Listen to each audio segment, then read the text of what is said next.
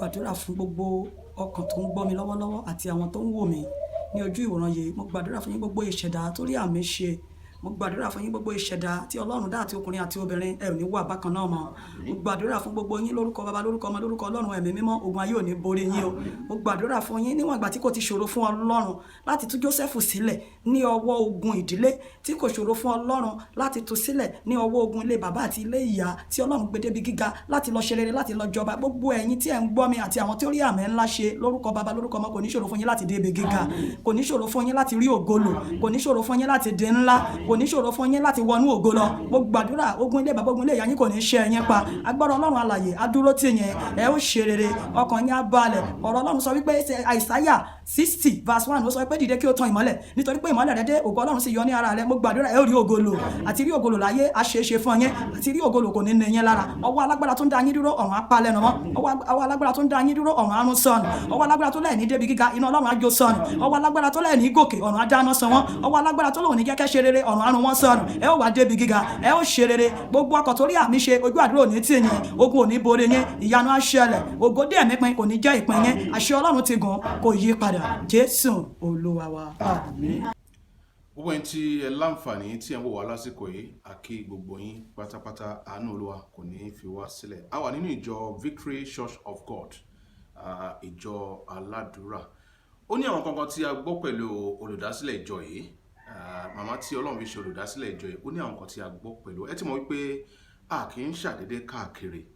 Ilealayo ẹ ti mọ̀ wá tẹ́lẹ̀ wípé ibi tí a bá dé ní ta bá sì gbọ́, ta bá fẹ́ wádìí, èṣe wọ́n ní wọ́n pé là máa bá ká rárá o.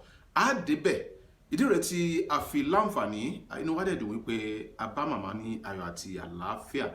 A kọ́kọ́ kí wọn náà kó tó di pé a wà tọ̀pá bọ̀ sí àwọn nǹkan tí a gbọ́ nípa iṣẹ́ ìránṣẹ́ wọn, tó sì dá mi lójú pé àwọn náà dá wa lóhùn. Gbàdúrà fún yín lórúkọ Baba àti Ọmọ àti ẹ̀mí mímọ́ Ọlọ́run kò ní fi yín sílẹ̀. Àmín. Gbàdúrà ilé-iṣẹ́ Ilealayo kò ní jóná. Àmín. Gbàdúrà fún yín lágbára Ọlọ́run alààyè ẹ ó dé ibi gíga. Àmín.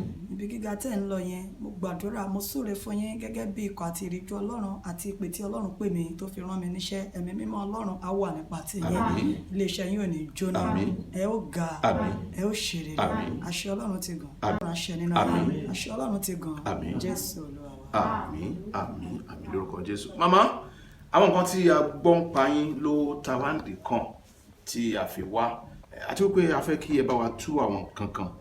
Ọ̀pọ̀lọpọ̀ àwọn tí wọ́n wá sí ilé ìjọsìn yìí, láwọn tí ó jẹ́ wípé àwọn tó ń wá láti diaspora ló pọ̀ jù, àti àwọn tó wá látòkèrè Èkó, Ìbàdàn.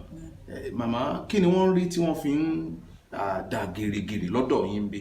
Iṣẹ́ Ọlọ́run ni, agbára Ọlọ́run alààyè náà ń rí. Àwọn tó wá látòkèrè yẹn wọ́n rí agbára Ọlọ́run, wọ́n gbòòrò agbára yẹn, wọ́n dẹ̀ fẹ́ jẹ ọlá, wọ́n fẹ́ jẹ orí ọ̀fẹ́ ìpè yẹn ni wọ́n fi ń wá. Wọ́n fẹ́ jẹ orí ọ̀fẹ́ ìpè yẹn nítorí wípé ẹni tí Ọlọ́run pè ló yàn, òun náà ló ṣe lógo kò ṣe sá. A sì gbọ́ wípé bí àwọn èèyàn bá ti wá wípé kì í ṣe wípé bóyá ọ̀rọ̀ pé bóyá à ń rí ìwòsàn nìkan, pé ó tún ní àwọn kankan tí ẹ tún máa fi ń ṣàǹfààní fún ọ̀pọ̀lọpọ̀ àwọn tó ń wá. Ní oríṣiríṣi bí Ọlọ́run bá ṣe darí. Mo ti sọ fún yín ṣáájú wípé Ọlọ́run ni kì í ṣe ènìyàn. Ṣé mọ̀ pé ọ̀pọ̀lọpọ̀ wà wọ́n gbà pé ogun wà, ṣùgbọ́n kò sí solution. Ibẹ̀ yẹn gan ni ẹ jẹ́ ká lọ màmá. Wọ́n gbà pé ogun wà, but àwọn kan gbà pé kò sí ogun. Wọ́n gbà pé bí Ọlọ́run ṣe dá wọn ló ṣe ń lo ayé wọn. Ṣùgbọ́n àwọn tí Ọlọ́run bá wá tan ìmọ́lẹ̀ fún láti rí pé ogun máa wà o, ẹ jẹ́ ká bójútó. Ó ṣeé ṣe níbi tán wà kan rí wòlíì lóòótọ́, ṣùgbọ́n kọ́ máa ti rí wòlíì wọn, so wọ́n wá tàn wá. Kí wọ́n má ti rí wòlíì wọn. Wọ́n lè má ti rí wòlíì. Màmá ẹ kú jẹ́ ká bí wípé àwọn tó ń wá tí ogun ṣẹ̀yẹn, màmá kí ni ẹ̀ ń fún wọn? Ọgbọ́n wo lẹ̀ ń ta sí màmá?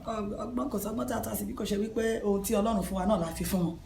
Ayọ̀dẹ nítorí pé ó sọ wípé àwọn tí mo fún, àwọn tí mo pè ní mo yàn, àwọn tí mo yàn yẹn náà ni mo ṣe lógo. Màmá ń tà máa ń gbọ́ àwọn ogun ńláńlá, àwọn ogun kàbìtìkàbìtì tó ga bí òkè. Bẹ́ẹ̀ ni Ọlọ́run dẹ̀ ń ṣe. Ọlọ́run ń ṣe nípa oore ọ̀fẹ́ Ọlọ́run yẹn náà náà fi ń rí àánú gbà. Wọ́n rí àánú gbà, wọ́n rí ìtúsílẹ̀. Ọlọ́run ṣe wọ́n lógo lọ́pọ̀lọpọ̀. Ọ̀pọ̀lọpọ̀ ló ń wá láti oríṣiríṣi ìlú. Wọ́n wá láti ìlú òyìnbó, wọ́n wá láti Èkó, láti Ìbàdàn, Àbújá, oríṣiríṣi ibi náà ti ń wá láti wá jẹ orí ọ̀fẹ́. Ọlọ́run dẹ̀ ń gbàkóso, wọ́n dẹ̀ rí ìtúsílẹ̀. Wàyí kí ni à ń pè ní ẹ̀gún gan? Kí lẹ̀gún? then ọ̀nà olè yẹn lè gbà tó fi jẹ́ pé ẹ̀gún ò ní bá ní wọ kòtò. Ara ẹni tó wà nílé ayé tó jẹ́ pé ó kàn lo ìgbésí ayé ẹ̀ láti bẹ̀rẹ̀ dópin tí òrógolo. A sì mọ̀ pé bí àwọn ẹ̀gún bí nǹkan kan náà ni. Nípa títú yìí a mọ̀ pé ọ̀pọ̀lọpọ̀ náà gba ìtúsílẹ̀. Kí ni wọ́n ń pè lẹ́gùn? Then báwo ni solution ṣe lè wà fún ẹ̀gún? Ẹ̀gún ti wà láti àtètèkọ́ṣe tí ẹ̀gún tẹ̀ ti wà yẹn tá bá wò ní ìbẹ̀rẹ̀ pẹ̀pẹ̀ nígbà tí Ọlọ́run dá ọ̀run òun ayé. Bíbélì jẹ́ ká mọ̀ wípé ayé wà ní jújù, ó ní kí ìmọ́lẹ̀ kí ó wà, ìmọ́lẹ̀ sì wà. Ṣùgbọ́n nínú kí ìmọ́lẹ̀ kí ó wà tí Ọlọ́run dá yìí, ó dá ènìyàn méjì. Ibi ènìyàn méjì gan ni ẹ̀gún ti bẹ̀rẹ̀.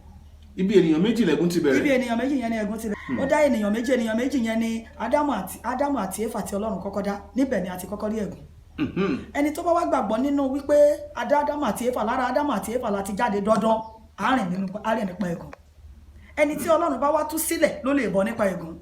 Tí Ọlọ́run ò bá tú ènìyàn, kò sẹ́ni tó lè tú. Ọ̀pọ̀lọpọ̀ lè lọ ilé aláwo, lè lọ ilé oníṣègùn fún ìtúsílẹ̀, ṣùgbọ́n síbẹ̀ ní ọ̀dọ̀ Jésù nìkan ni ìtúsílẹ̀ tó péye wà. Màmá, àwọn ẹ̀gún lóríṣiríṣi, ẹ̀gún àtìrandíran, àfọwọ́fà, eléyìí tí àwọn ìkà tí wọ́n fi sọ̀rọ̀ lọ́jọ́. Ọ̀pọ̀lọpọ̀ àwọn ẹ̀gún tóbìnrin, ẹ̀gún oríṣiríṣi, irú àwọn ẹ̀gún wọ̀nyí náà ẹ mọ̀ ní ẹ ló ní solution. Solution rẹ̀ ni Jésù. Téèyàn bá ti fi Jésù ṣe solution, àbọ̀. Téèyàn bá ti gbà wípé Jésù Kristi ti wá sáyé láti kó ẹ̀ṣẹ̀ wa lọ, láti tú wa sílẹ̀, a bọ́ kúrò nínú ẹ̀gún. Nítorí pé ẹni tó bá ti gbàgbọ́ wípé ẹ̀gún ti wà láti àtètèkọ́ṣe, dandan ni kó bọ́ olótùú. Àwọn tó yẹ kí wọ́n kóra wọnú ẹ̀gún tó yẹ kí wọ́n ti jẹ́jẹ́ pé àwọn ò fẹ́ bọ́ nínú ẹ̀gún yẹn ńkọ́. Májẹ̀mú ló ń bá àwọn wọ̀nyẹn ṣiṣẹ́. Májẹ̀mú ń ṣiṣẹ́ lórí wọn ni, náà ti bìlífù wípé wọ́n ti ní ìgbàgbọ́ wípé wọn ò lè bọ́ nínú ẹ̀gún. Tí májẹ̀mú bá ń ṣiṣẹ́ lórí ènìyàn, ó ṣeé ṣe kó má bọ́. Ṣùgbọ́n téèyàn bá ti ní májẹ̀mú Jésù Kristi, á bọ́ nínú ẹ̀gún. Ṣùgbọ́n solution tó wà fáwọn náà. Bẹ́ẹ̀ni, solution wà téèyàn bá ti yọ̀ǹda ara rẹ̀. Tó bá ti gba Jésù gẹ́gẹ́ bí Olúwa àti Olùgbàlà, á bọ́ nínú ẹ̀gún. Ṣùgbọ́n tí kò bá gbà á, kò lè bọ́ lọ́wọ́ ẹ̀gún. Àwọn àfọwọ́fà ẹ̀gún ni wípé ó dára, mo wà nínú ogun, mi ò fẹ́ bọ́. Ọ̀pọ̀lọpọ̀ nínú àwọn tá wà nínú ayé lẹ́ni tí Ọlọ́run dá tó jẹ́ obìnrin àti ọkùnrin gbàgbọ́ wípé bí mo ṣe wà yìí, ó tẹ́ mi lọ́rùn, ó dára kí n wà bẹ́ẹ̀.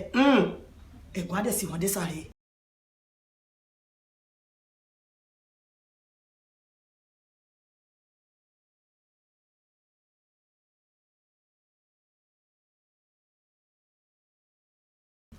Ṣé ogun tún ni? Ogun ni. Ara àwọn tó wà ní position kan tí ó mọ̀ pé ó yẹ káwọn jù bẹ́ẹ̀ lọ tó dẹ̀ jẹ́ wípé ogun ni. Ogun ni. Wọ́n á dúró sí ojú kan yẹn. Wọ́n ní wọ́n wà òkè bọ́n ṣe wà yẹn. Wọ́n ní nǹkan tó ń gbà náà ná. Oye tó ń gbà ní sálárì òun náà. Wọ́n wà nínú yàrá kan, wọ́n ló wà òkè. Ẹlòmíì kan lè wà nínú yàrá tó dàbí tọ́lẹ̀tì àti bedroom, a níbẹ̀ gan ló fìtì ẹ̀gún ni. Tí ẹ̀gún yìí bá wà nínú ayé ènìyàn, téèyàn bá fẹ́ bọ́, ó gbọ́dọ̀ tan ẹni tí Ọlọ́run yàn lọ.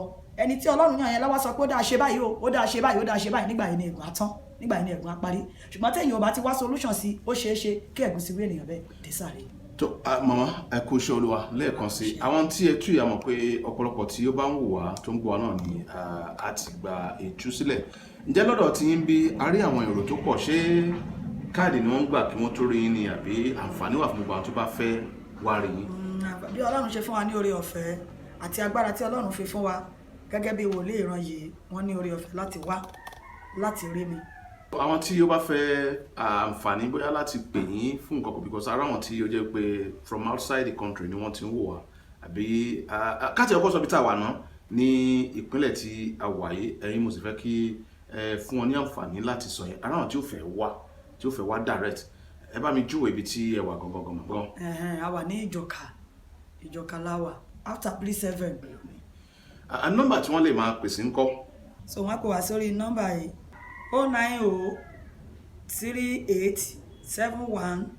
09038715804.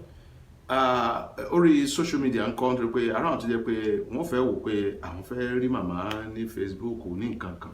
Facebook wa wọ́n pe Prophetess Elisabeth Familola. Prophetess Elisabeth Familola ní Facebook. Tó ẹ̀gún la sọ̀rọ̀ ń pa ẹ̀ lónìí. Ó dá mi lójú pé tí a bá tún fẹ́ padà sọ̀rọ̀, nǹkan kan náà tó ń bẹ tí wọ́n ń pè ní èpè. Ṣé èpè yàtọ̀ sẹ́gun màmá? Èpè yàtọ̀ sí ẹ̀gún. Èpè máa ń wá nípa wípé báyé ènìyàn ṣe ènìyàn, tàbí ẹni tí a rán sí ènìyàn láti ṣẹ́ èpè fún ènìyàn wípé lágbájá ìyá ọmọ lágbájá o, àní jẹ́ kó rí ọ̀nà lọ. Bóyá bí ọkùnrin tó da obìnrin tàbí obìnrin tó da ọkùnrin. Bẹ́ẹ̀ ni, ọkùnrin tó da obìnrin àti obìnrin tó da ọkùnrin, èpè máa ń jáde níbẹ̀. Ẹ̀yin yẹn wá, inú wa dùn pé aláǹfààní nítorí pé ohun tí wọ́n wí fún wa ká tó wá sọ́dọ̀ màmá ni pé ṣé sì bá màmá yìí báyìí. Bẹ́ẹ̀ bá sì bá màmá, ṣé màmá ó ráyè tì yín báyìí? Ṣùgbọ́n gbà tá a dé, a mọ̀ wípé oore ọ̀fẹ́ ni a rí wọn wọ́n dẹ̀ fún wa láǹfààní a tún máa tẹ̀síwájú láti tú àwọn nǹkan tí Ọlọ́run bá ní kí wọ́n bá wa tú tó dẹ̀ máa jàǹfààní fẹ̀yìntì ẹ bá láǹfààní láti máa wò wá. Orúkọ tèmi ò yí padà, bàbá mi Ṣẹ́gun Babs, Ilealayo. Inú ilé yín ayọ̀ tó ti wà ńbẹ̀ kò ní dìbànújẹ́.